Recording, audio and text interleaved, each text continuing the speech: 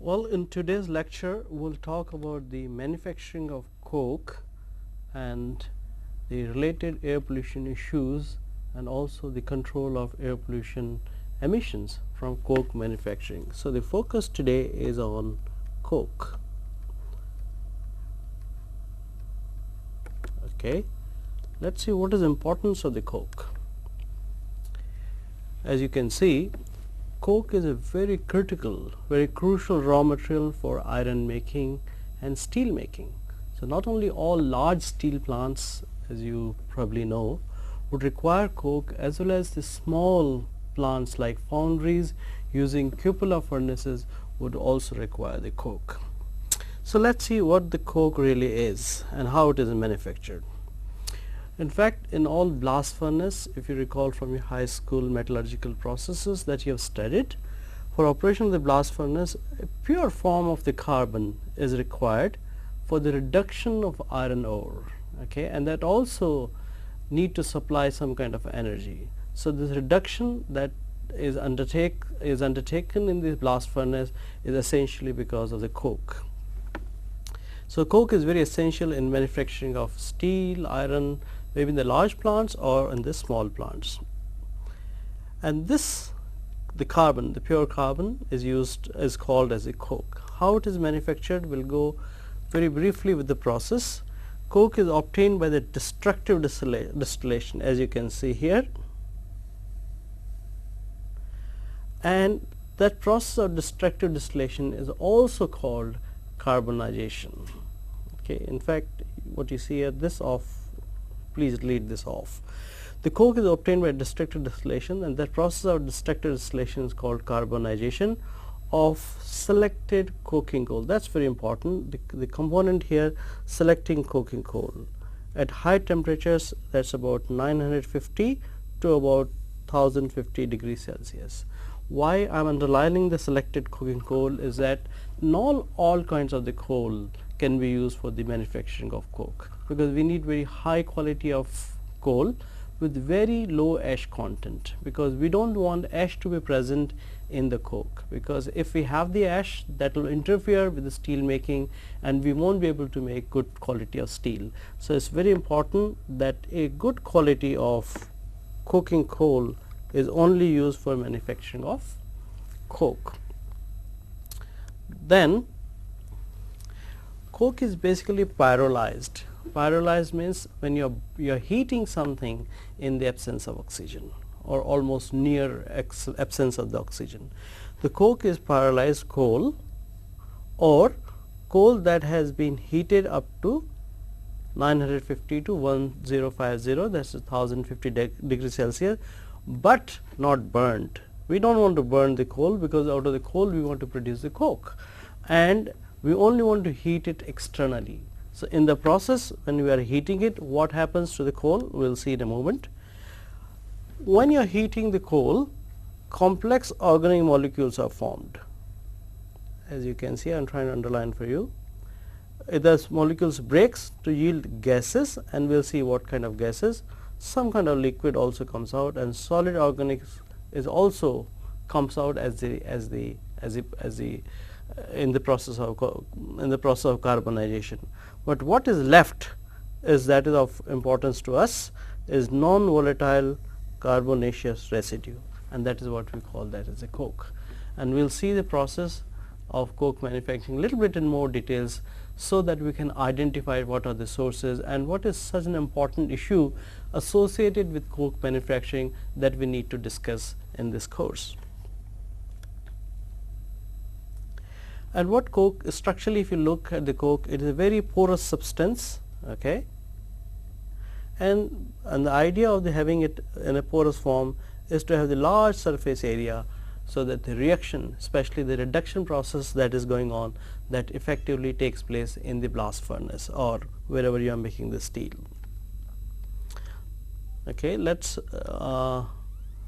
see the a picture which is more of a schematic picture, and that gives you an idea. I will give you the idea of the dimensions a little later, but just see what it takes to make the coke. And here you are looking at the schematic picture, and then this figure is the general layout, as you can see here, of the byproduct coke oven battery. I will explain you what is the meaning of the byproduct, but what you see here is a long housing kind of thing, and there are lots of slits as you can see here. For example, I will just hatch a small slit here. Okay, this is what is small thing, what you see is a coke oven. So there are series of ovens, as you can see, there could be hundreds of them, as you can see in this direction, hundreds of ovens are there, and then on the top is what we call as the Larry car. Okay, and this Larry car we have the coal, and then this Larry car fills the ovens from the top into the ovens. Okay, and then you see down here, what you see are little rectangles, as you see here, as I am drawing them on for you, is that's where the heating is done. The gas is burned through this area, and then this heated air or the heated gases goes up, it cooks the coal get heated up in the process, and the emissions of the gases or the complex molecules that get emitted. Once the coking operation is complete, the coke is ready, and as you can see here, coke is being pushed out, okay, and it is put into the coal car. So the idea here, again I will repeat, is to drive out the VOCs. VOCs stand for volatile organic compounds. We don't want volatile organic compounds because we want the pure carbon. So it's best basically heat up the things, whatever the volatile, that will go away, and then provide the porous support for limestone and other fluxes in the blast furnace. It is also a fuel for the blast furnace. It acts as a reductant, removing the oxidants from the ore. So basically the coal, we are transferring coal to the coal into the carbon and using the destructive distillation. What I would do is to make a little bigger picture, show you the bigger picture, so things become more clear to you, and that picture just follows. Okay, this is a real coke oven that I am showing you just to get a feel as to how it looks like. And before going to the sources, you can see here this the person here with the mask on his face is standing on the top of the coke ovens, on the top surface of the coke oven, and somewhere here you can't see is the Larry car. I mentioned you Larry car. So in this Larry car there is a coal filled on top of this, there is a coal in the Larry car, and these are the holes, and the Larry, and then you see here the track, railway track, the Larry car moves on this track, and whichever oven, these are the different ovens, these holes are open and Larry car sits right on top of this, and coal is put into the oven, and then the heating process goes on. So you can also see that as the coal is being charged into the oven, there are a lot of dust emissions, as you can see in this area on your screen. Okay, and this emission is a serious problem, and we will learn why it is serious. So you can see the person who is standing, of course there is a lot of heat, temperature is very high, and also the emissions are so toxic in nature, the person has to wear the mask. Okay, and so we will discuss the emissions and what the emissions are in terms of the toxicity, in terms of the problems it can cause to our human body. So just it's just to give you a little feel, and this picture is only at the top of the battery, top of the oven, and I must specify the group of the ovens are called the batteries. So this is one single battery. This is a picture taken from the side or from the ground. Okay, you see here the Larry car was somewhere here at the top, the person was standing somewhere here, but now we have the picture which is taken from the ground. This is our ground. Okay, so these are the ovens, as you can see this light here, the slit for example, it's a oven. Okay, okay, and here is the at the bottom is we call it under fire.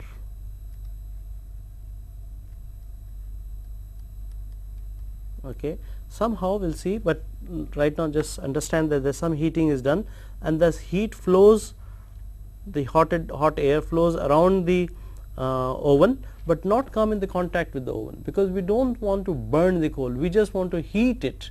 And something like we are cooking on the kitchen, so we don't want to burn our food, but we just want to heat our food. So the coal is being heated externally, okay, and then this whatever the under fire, it heats everything and goes out from this chimney, as you can see on this chimney, okay. And then after some time what would happen is that once the coke is ready, coke is done, because we have to do the cooking of the coal, and at the temperature, as we said, about 950 to 1050 degrees Celsius, and then once the cooking takes normally about between 20 to 30 hours, and then what we do is that once the coke is ready, then we need to push it out, okay, and then we will see. Okay, maybe I'll show you this picture before we will show the next picture. See, now what is happening is coke is ready, so it must be driven out. So you see here the coke is being, I'll try to draw a picture, is being pushed from where? From the ovens.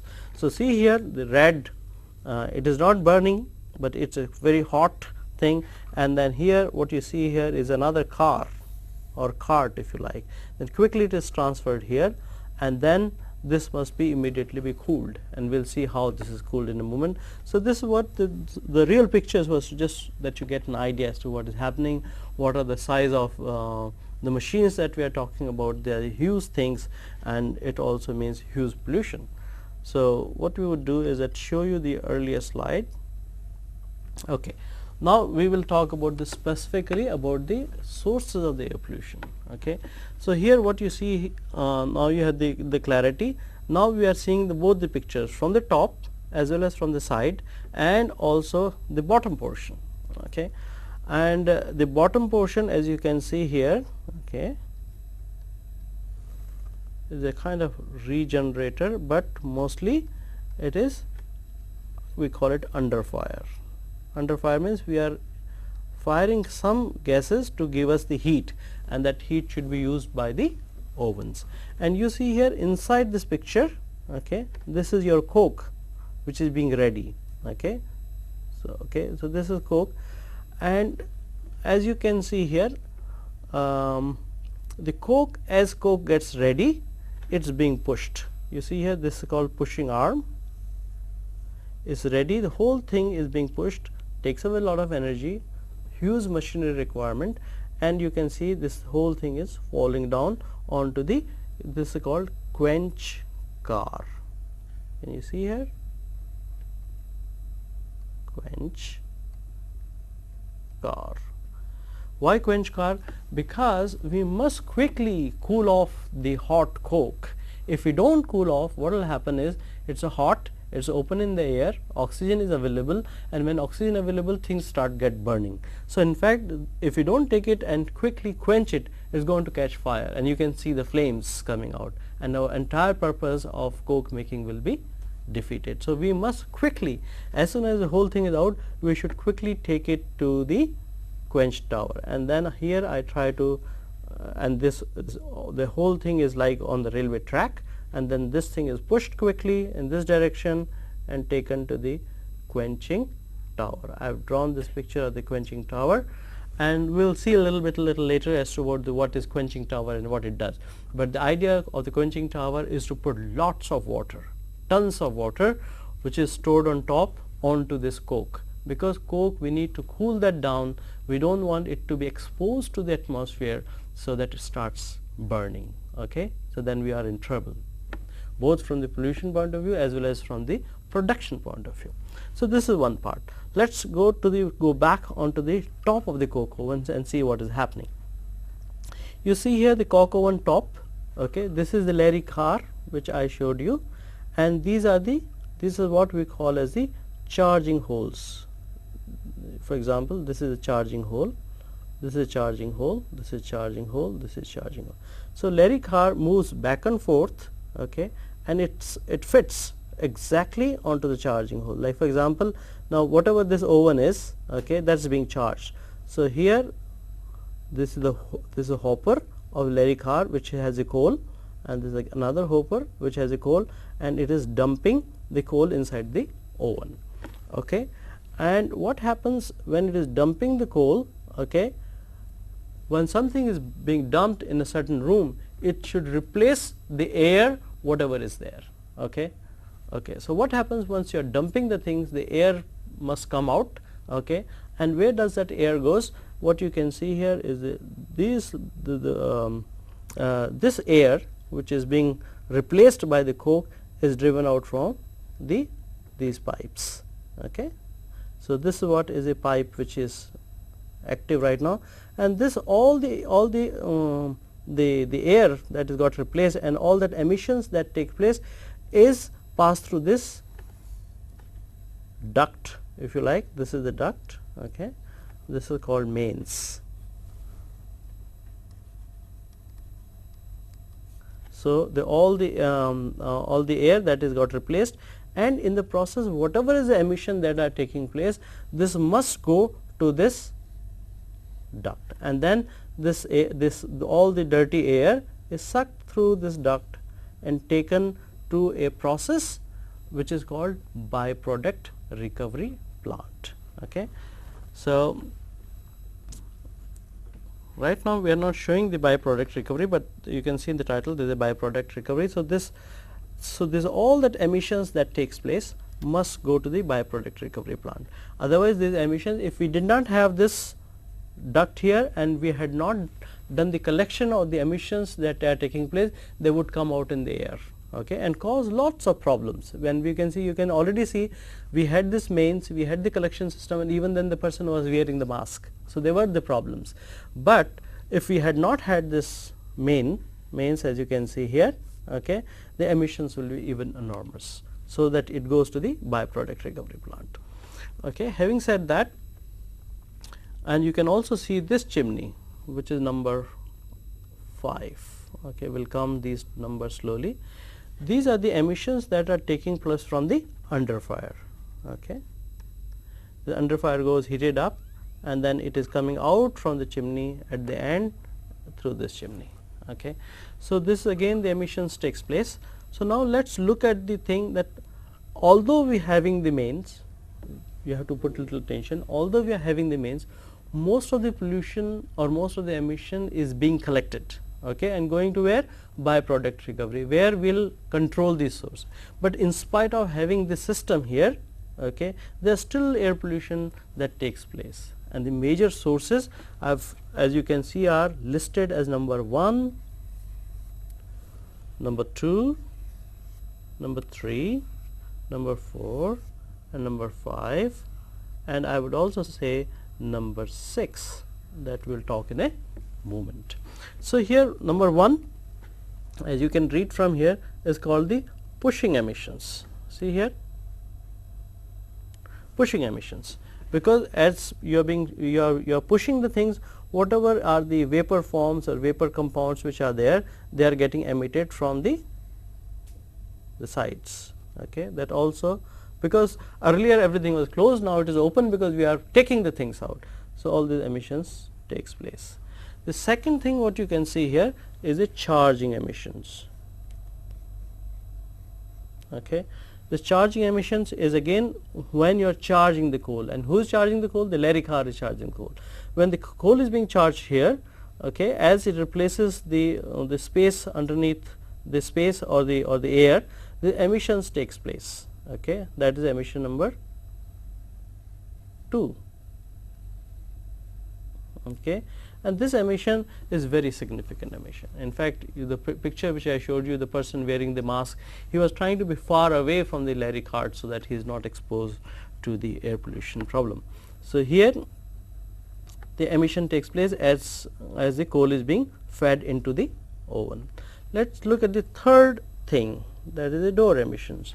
So here third emissions are the door emissions. See, everything is here, the ovens have the doors, because after all we have to push the coal out or the coke out, so we have to have the door. So no matter how tight we try to make the door, there will always be some leakages. Why there will be leakages? Because all our ovens are under positive pressure. If something is under pressure, some room is under pressure, the air will tend to come out from this wherever they find the leakages. So, whole oven, okay, the entire oven or all the ovens in fact will be under positive pressure, and when things have positive pressure they tend to come out, and then there will be the leakages. As you can see, for example, this oven, okay.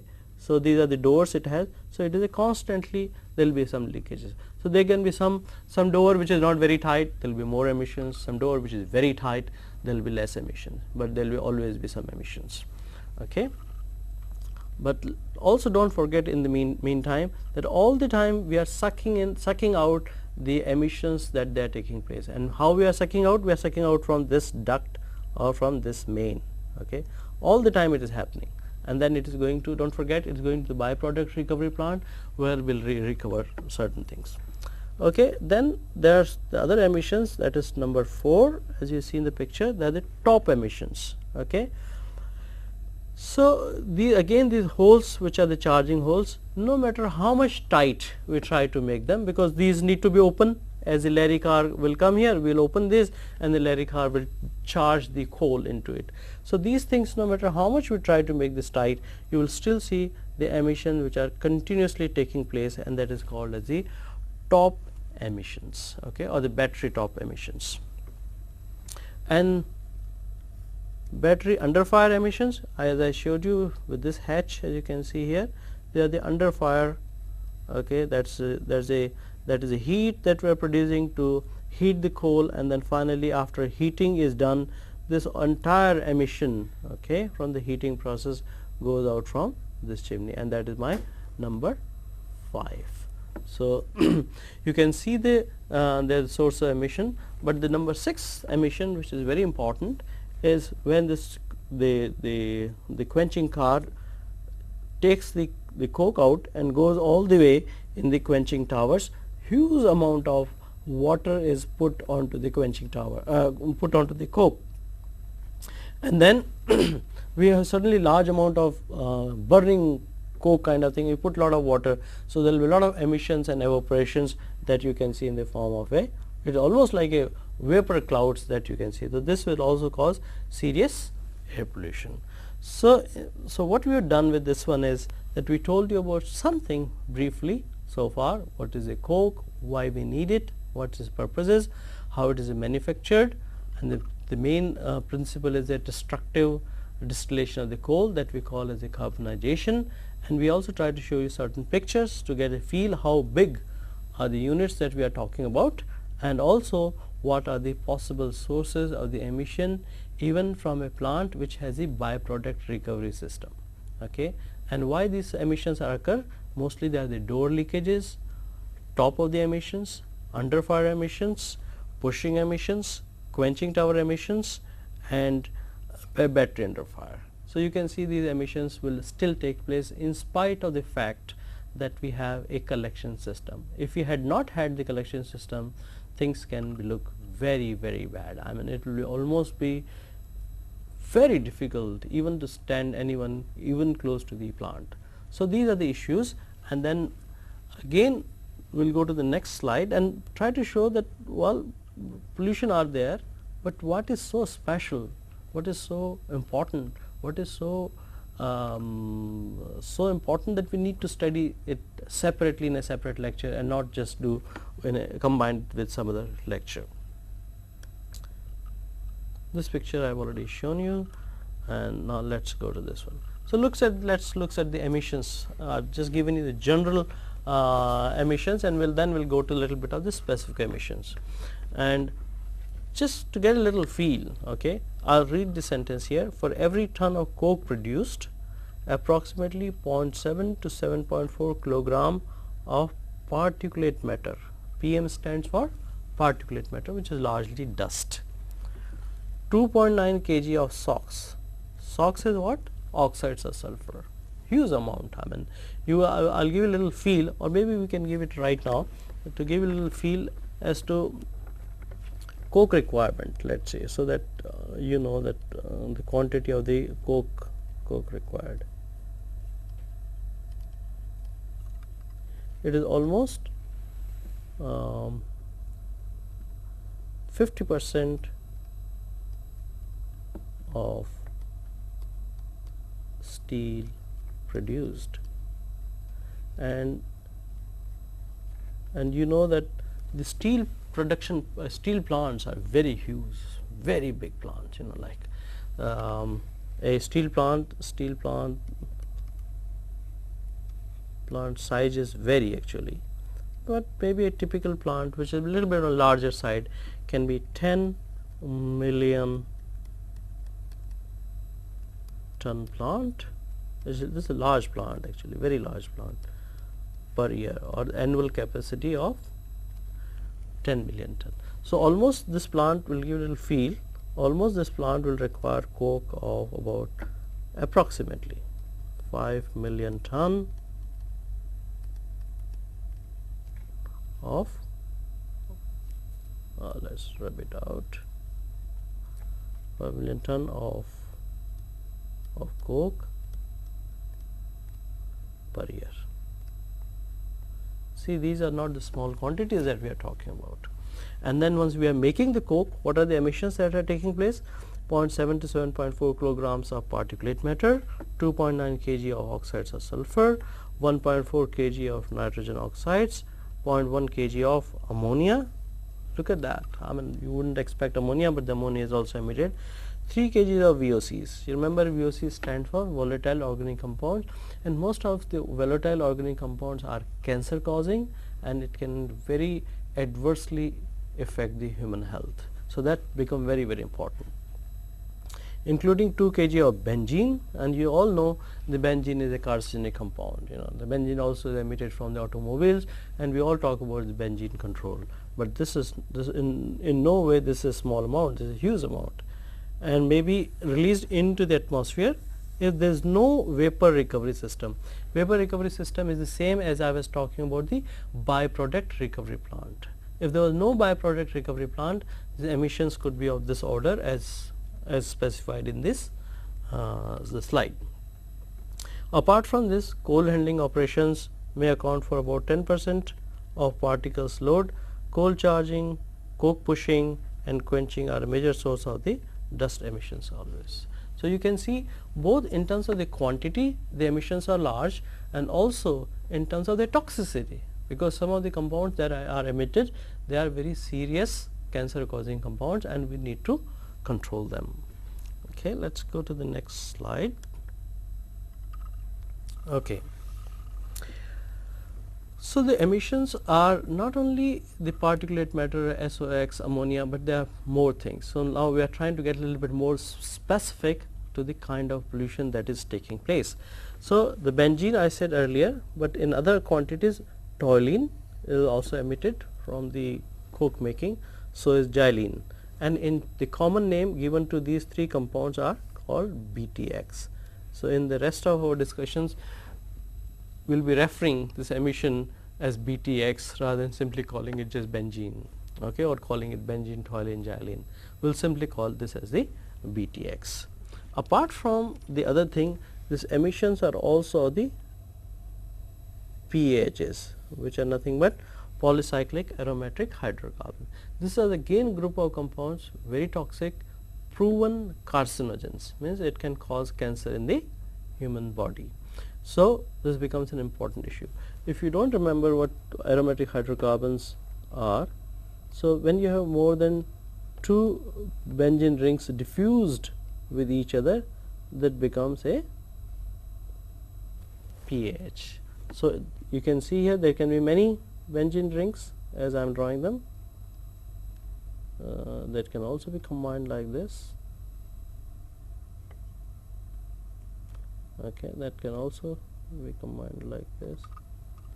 Okay, so this is a typical structure, the chemical structure of PAHs. Okay, this is just one compound, and you can see you can almost produce, or in fact many of hundreds of PAHs are formed, and these PAHs are, most of them are carcinogens,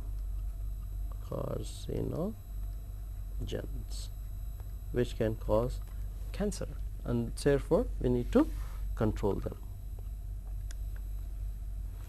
So, this is the table which you can say what we had discussed were the sources of the emission, but we didn't discuss with the particular source what kind of emission that is coming out.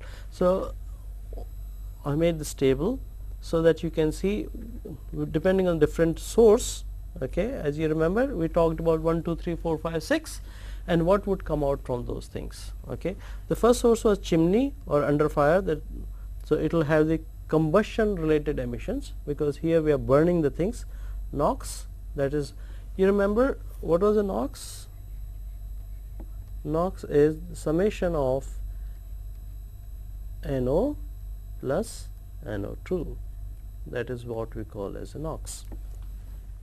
So, you have the NOx, sulfur dioxide, some amount of carbon monoxide, and PM here is particulate matter. Okay, that is the dust. Now, we also remember the door leakages. Simply we can even write here leakage.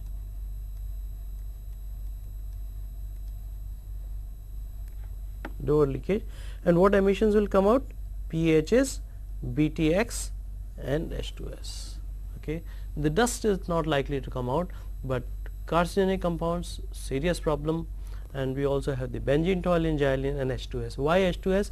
Because the coal may contain some sulfur, okay, and we are not burning the sulfur, conditions are reduced conditions. So, this sulfur will come out as H2S or hydrogen sulfide gas, and then as a result maybe it is worthwhile to indicate that the doors which are leaking more H2S comes out, and then as you can see here the emissions are little yellowish, and you all know the H2S gives a little bit yellowish color. So, okay.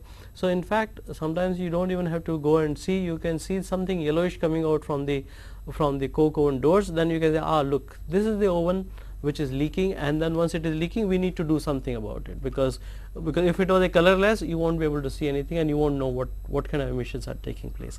But the moment you see yellowish thing coming out, then you are sure that that particular oven is leaking, and the door is leaking, it means the oven is leaking, means the door is not very tightly placed. Okay.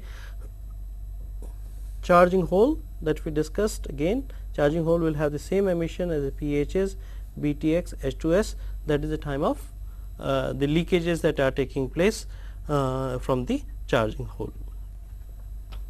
Coke pushing that we have seen, again pH, BTX, particulate matter.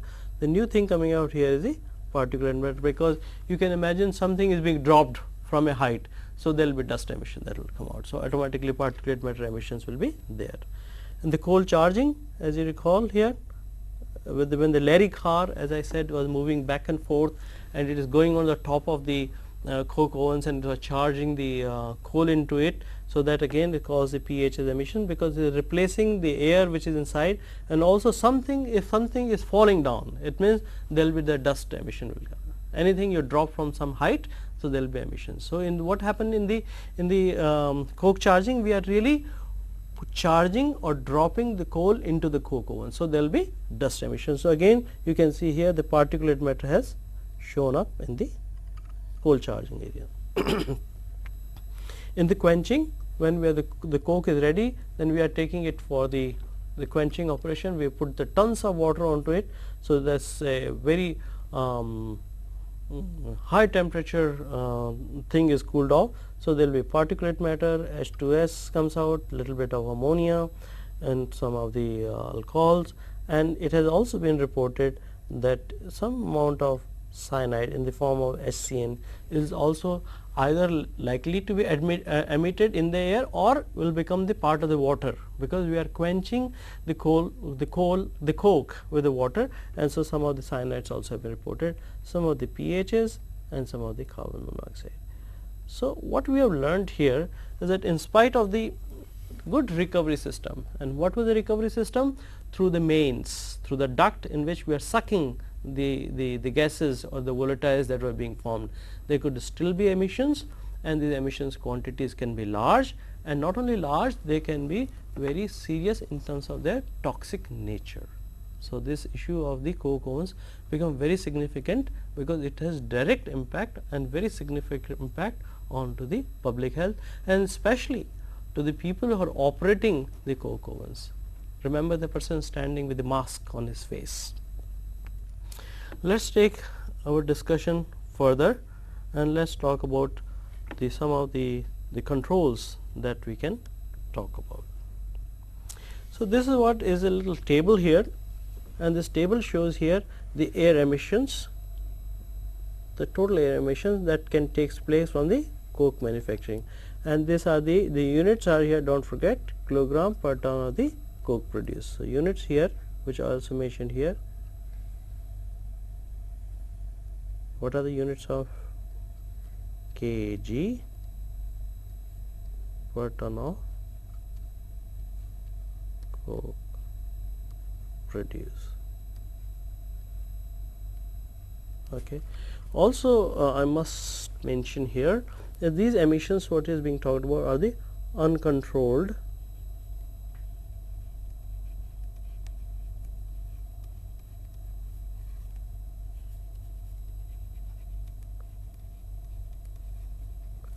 uncontrolled emission. These quantities are not small in any sense, they are really large quantities and they can influence the air environment. Maybe probably this benzene is, you also have benzene here, this benzene is probably in the water. And the source where I have gotten this information is from the World Bank. I should have given you the source actually, World Bank document.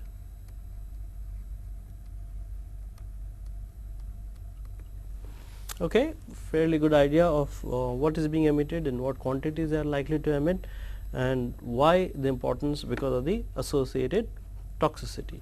Okay, I want to do an example for you just to give you a feel that these emissions are not small, they are the serious emissions. Okay, the example is the following. Let's examine the emission and impact, both emission and the impact for a 10 million ton steel plant which is producing annually 10 million ton of steel plant. So let's make a little space here. So we'll see emission of, let's say,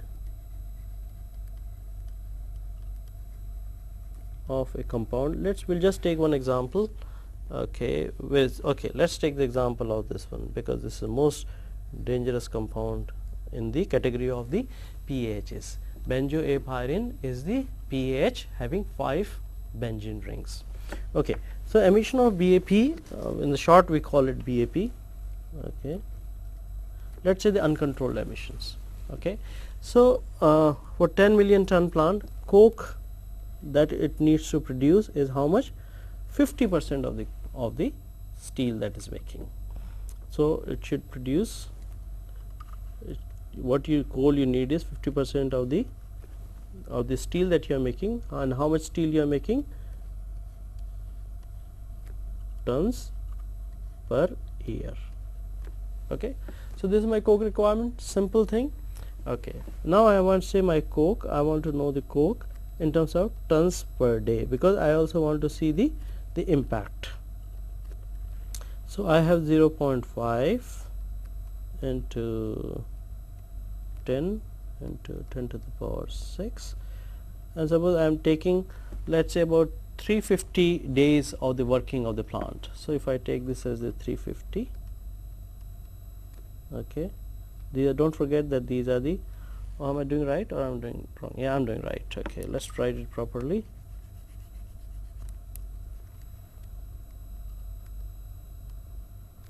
Now this is the coke I need in terms of tons per day, not per year, so tons per day.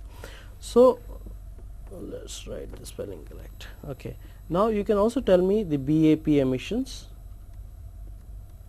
Okay, will be how much? Let's go to the factor here, 0.05 kg per ton of coke produced.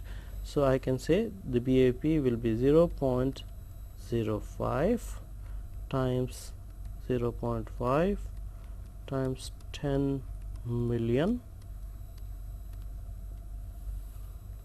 and divided by 350. So that is what is my BAP. Now you have to tell me the units of this one. What will be the units? Because don't forget the units are kg, kilogram, okay, because this is nothing but kg per ton. So this will be my kg per day, okay, because my factor has units of kg per ton. So much ton was producing, so for every ton 0.05 kg is produced, okay. So this becomes the BAP. So little calculation, you will see that the BAP emissions that comes out to be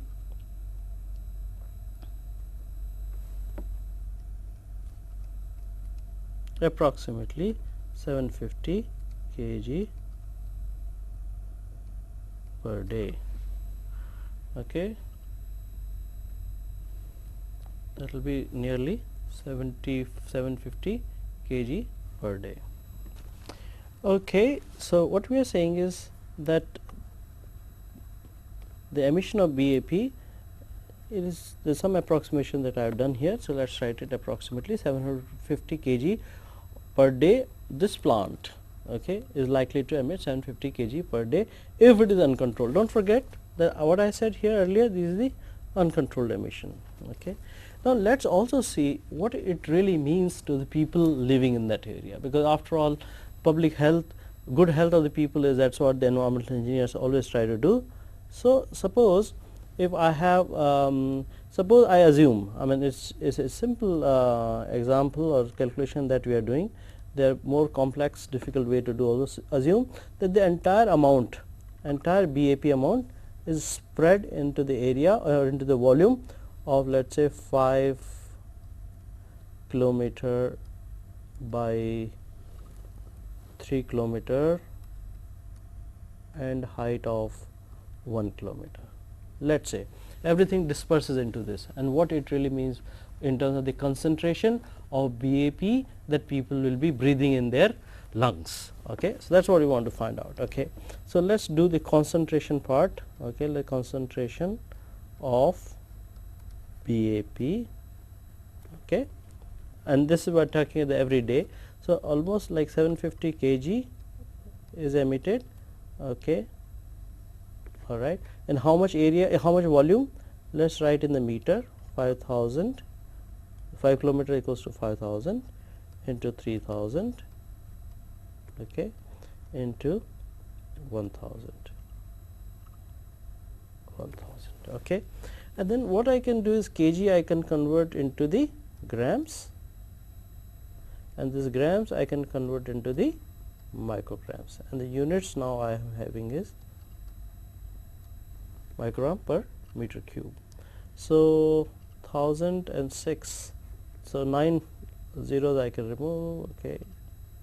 So you have basically, you are left with 750 divided by 15, and then this comes out to be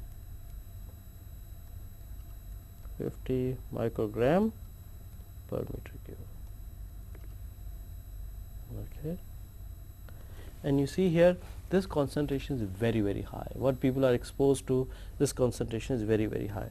So in fact the standard can be something like 1 nanogram per meter cube, okay. It means what is the conclusion that we want to see? Pollution of BAP, serious issue, and it needs to be controlled, and to a large extent it is controlled in the byproduct recovery plant, okay.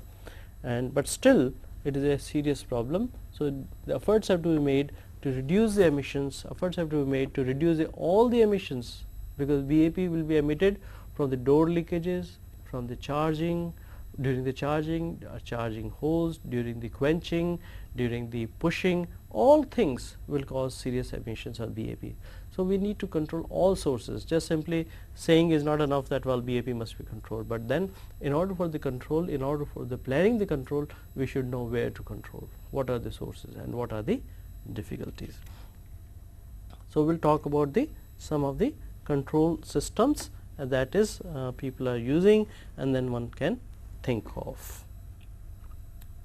I think this is simple calculation. Normally we also should account for the wind, but we have taken a simple example just to give you a little feel, and actual modeling part that we learn little later in the course, and that will require some more information on the meteorology, the wind direction, and other things, but that we won't discuss right now.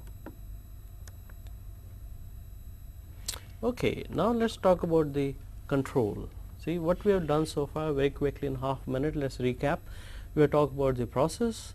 We have talked what is coke, why it is required, what is the process, what are the emissions, what are the emission sources, and within the emission sources what are the important compounds that we need to know, and then we have done a little example to say how much are the quantities that could be released and how much could be the impact. So comes the question, we have concluded that we need to control. So what we do is that, let's see, in the main duct, okay, the problem which we are talking right now is at the time of charging what can be done. So you remember there was a main duct,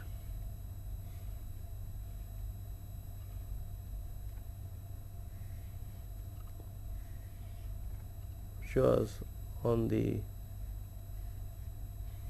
this is a cross section of the battery, okay, and then whatever the, and this is the coke that is being made, okay, and whatever the emissions that are taking place, because this is under positive pressure, they are sucked through this main, okay, and then the main just passes in 3-dimensional if I need to make this one.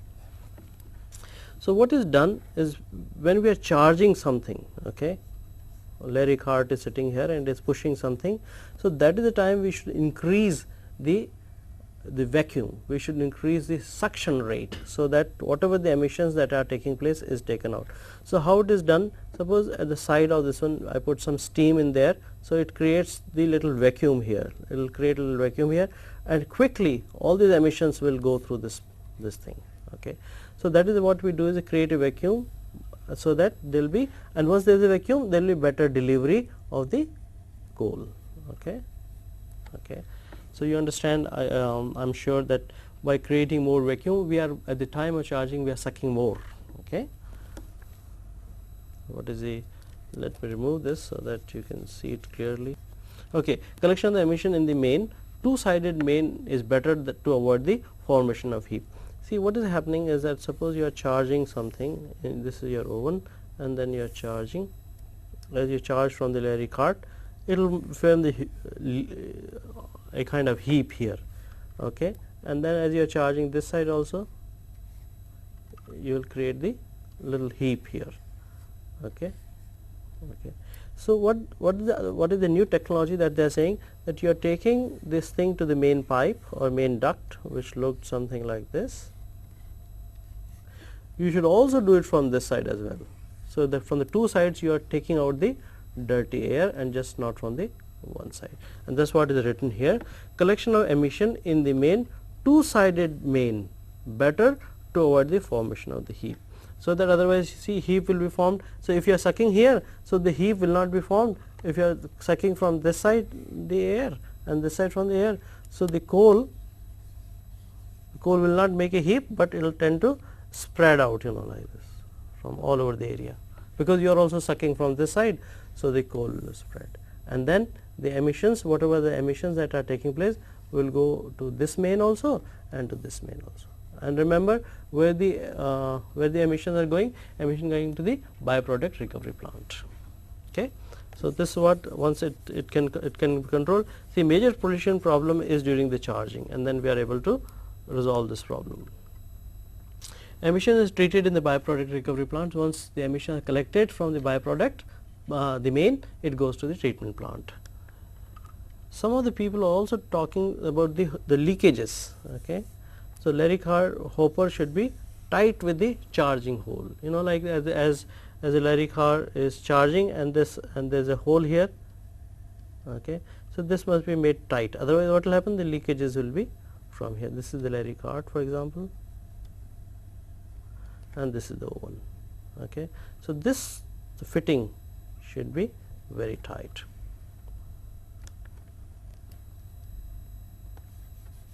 and sometimes on the top of the Larry cart scrubber is provided, okay, to what are the emissions that are taking place. So, that is passed through the scrubber process. After charging, the hole must be luted. Luted means closed seal. You all know the M seal and things like that. So, this is called luted. Luted means you put some chemical around this. Mostly it is a clay that is used, so that the door the charging hole become airtight.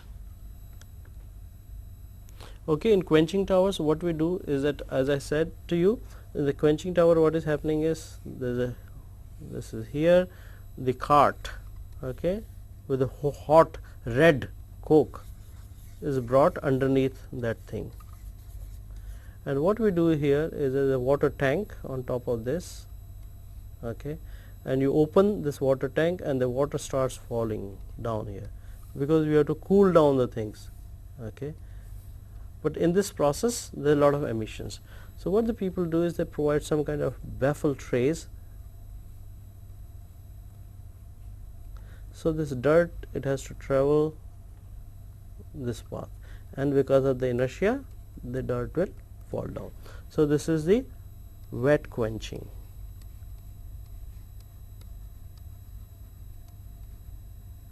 The latest technology is the dry quenching, extraordinary thing. So, you have the cart, okay, and then you use the inert gas like nitrogen, okay, to cool the things. So, again here hot coke, and here once I am heating we are cooling it off with the gas, there are no emissions, okay, because emission is taking place because you are putting a lot of water onto it. So, and then in this process no emissions,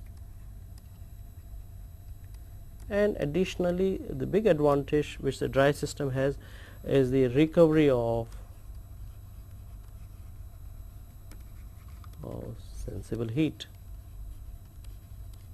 which is of the great advantage in terms of the production economy, because the reason is, don't forget what was the temperature of the coke, nearly 950 degrees Celsius, and that whole thing we have to cool off. So, a lot of heat will be wasted.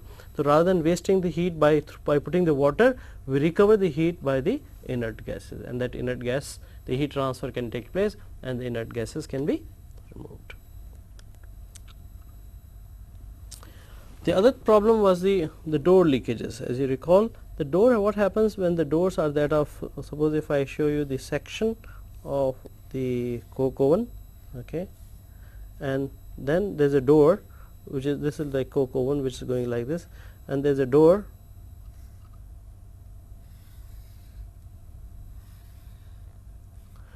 okay, and this is the steel jamb, that is what it is called.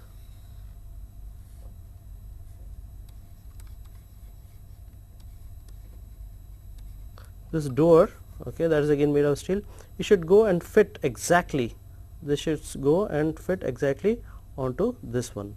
So, what is happening because of the high temperature, low temperature, if you look at the sides of the door, it is not simple plane. So, when it fits here, so there is always a leakage here, okay, there will be leakage here. So, what happens? Door maintenance,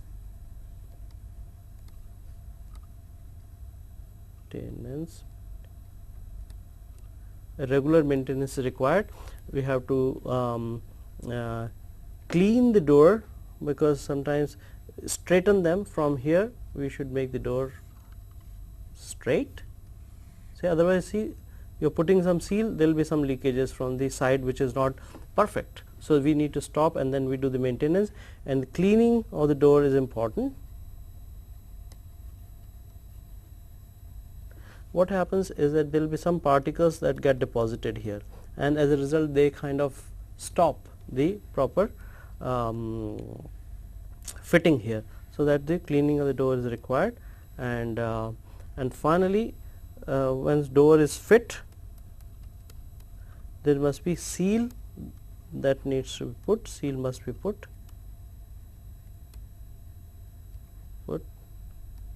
okay, seal must be put, this seal not seat, seal must be put all around. And nowadays people are using sodium silicate. Oh yeah, here it goes, seal of sodium silicate is put, and that almost makes it very good.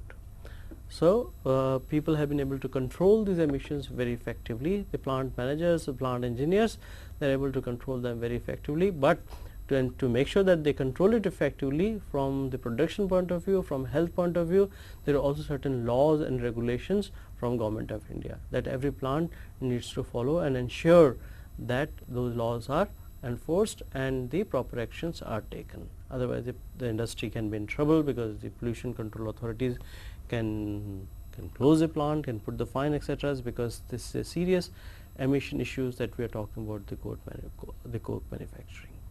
Okay, so then quickly we talked about the coke making, the sources, the associated toxicity, and we did an example, and we finally showed what are the possible control, and on top of the control there are laws that industry need to follow. And we'll stop here.